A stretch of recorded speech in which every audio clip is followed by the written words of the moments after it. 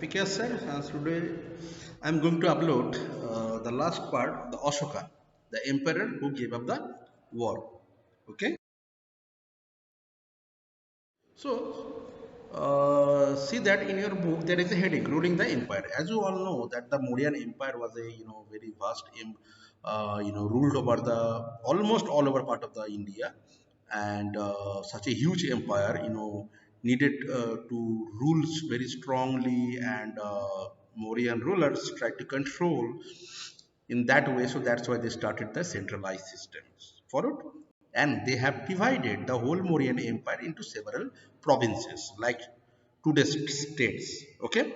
And they had carefully chosen five important provincial centers. One is capital city Pataliputra. Second one is, the Ujjain. And third one is Tosali. Fourth one is Suvarnagiri. Right now, you know that it is known as the Kolar gold mine. And fifth one is the Texila. So in that way, very, very important places they were chosen so that they can rule with effectively.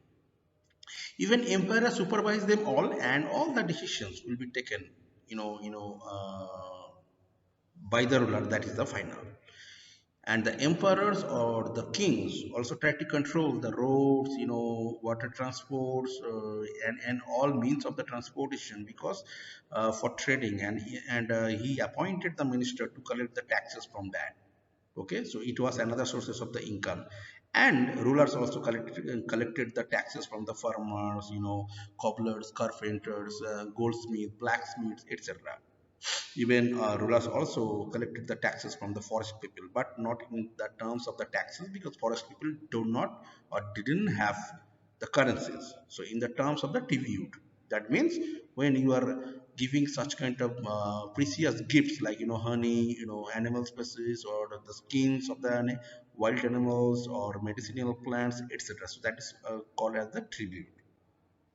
Now, if you read the book of the Kautilya's Arthashastra, definitely you can get all the informations of the Mauryan administrations. Even one Greek ambassador, as you all know, that visited in Mauryan capital city Pataliputra during the time of the Chandragupta Maurya, and he had written a book that was known as the Indica. So in Indica, we got also it very, very important, information regarding the Mauryan administration, like Pataliputra was a very big cities and great cities, and the whole capital cities, the palaces actually were made up of the wood and the bricks, and the whole capital city were surrounded by the walls, massive stone walls, and it has 560, 570, I think so, the watching towers and 64 gates. If you want to enter into the capital city, then you have to register your name, your occupation, or for what reason you are coming in the capital city. You have to write that. Even uh, the important palaces, officers, ministers, army chiefs were living in the capital cities. Understood? Now, why Ashoka known as the uniruler? I have already explained in the online classes that Ashoka was a very, very powerful king, and such a king was very, very rare in this world history. Though when he saw that the destructions of the Kalinga war, he gave up the war completely, and he changed himself from the ruler to the spiritual one. Right? Probably he was the first king, or probably he was the only king who did this and who contributed his whole life for the welfares of the humanity and to spread the messages of the Dhamma.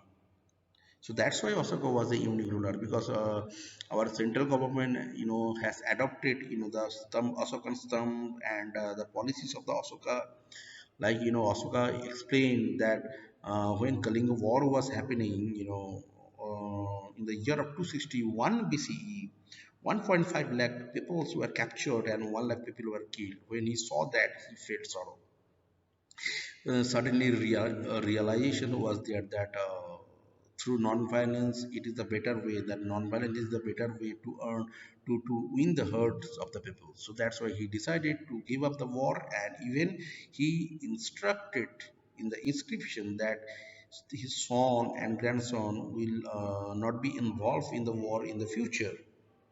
and they will spread the messages of the Dhamma. Now, right now, what do you mean by the Dhamma? Dhamma means it is in the Prakrit word. That means that in the it is in the actually it is the process. Dhamma means it is the process by which you can spread the love, peace, and humanity. And also wanted to spread the love, peace, and humanity around the world. So he appointed different officers. They were known as the Dhamma Mahamatya, and their duty was to look after that what was happening or whether the peoples are, following the rules and regulation. Like so, that's why Dhamma Mahamatya was appointed. Even the son Rahul Kunal and the daughter Sangamitra also sent to the Ceylon, that means the Sri Lanka, to spread the messages of Dhamma, like Syria, Egypt, Mysore, Sri Lanka, China, Japan, everywhere Osaka sent the ambassador to spread the messages of the Dhamma. Understood? So that's why Osaka was the great, and that's why Osaka was such a unique ruler. Understood? I have explained this. If you have any questions or any queries, definitely you can tell me. And thank you very much.